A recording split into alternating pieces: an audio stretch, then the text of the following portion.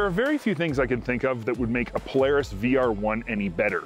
Year after year, we talk about the class-leading front-end ride and handling, excellent ergonomics, and incredible gauge package.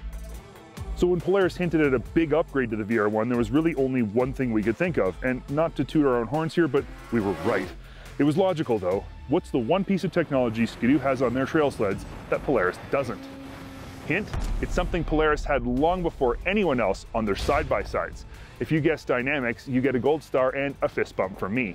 For 2025, Polaris is offering DYNAMIX on select 850 models like this VR1 137 we have here. This model now becomes the most fully featured, highest tech 850 snowmobile Polaris has ever built. I mean, let's just go through the list. You've got the 7S display with fully featured built-in GPS, sled-to-sled communication and tracking, smart warmers, LED headlights, and now fully electronic suspension. Before I go any further, I just want to say that other than DYNAMIX, this VR1 850 has remained unchanged since last season, which is good, because last season this sled was an absolute weapon. It consistently outperformed its competition every time we lined them up side by side. But here's the big question. How will DYNAMIX affect the best handling sled in the industry with the best front-end ride characteristics?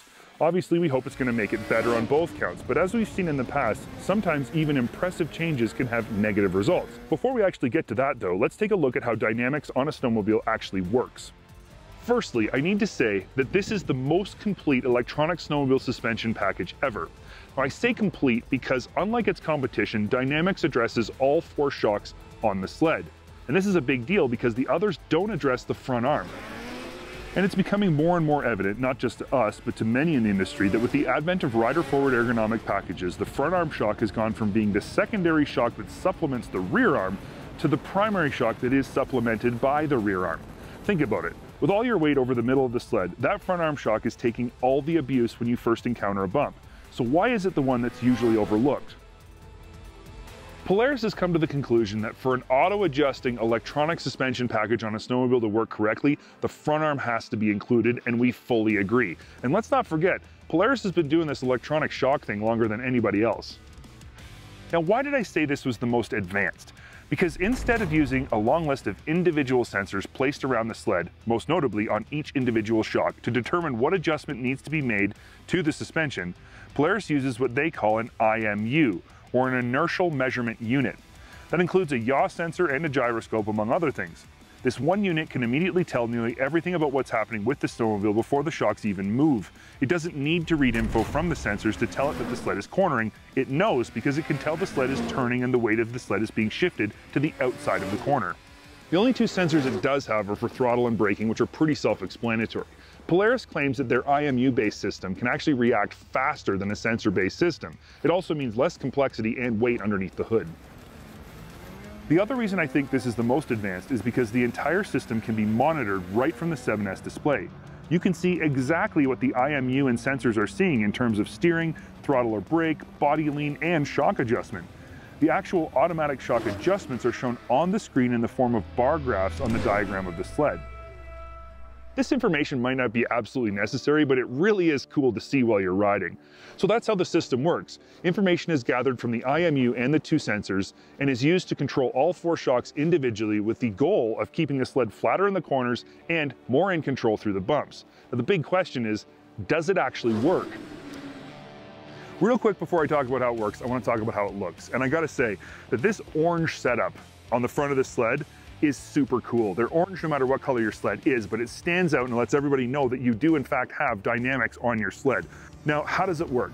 Everybody already knows that this is the best handling snowmobile in the industry. We've said that over and over and over. When you put DYNAMIX on the front end of a VR1 like this one, the sled handles even flatter and more predictable than it did before. Through the bumps in the corners, the sled stays completely composed. It stays exactly where you point it. Now there are 3 different adjustments you can make. The 3 levels of assist are called Comfort, Rally, and Extreme. Rally is a mid-level setting that basically works everywhere. It works good on smooth trails, it works good on moderately bumpy trails. The only time you'd want to use Comfort is if you were on a perfectly smooth trail and you wanted to feel no bumps. It's going to work great there. All the shocks end up set at full 0 for compression. It gives you the ultimate smooth ride. However, when you hit a bump, you are going to feel that bump more so than any of the other settings. That doesn't mean that it's not going to do anything for you. It will still adjust, and it does still adjust even in the comfort setting when you go through the corners. You can see it on the gauge that the shocks are changing. It's just not as dramatic. When you're in extreme, it's very, very stiff, and the only time I would ever want to use it is if I was rocking down a bumpy trail, like really, really gnarly trail full speed.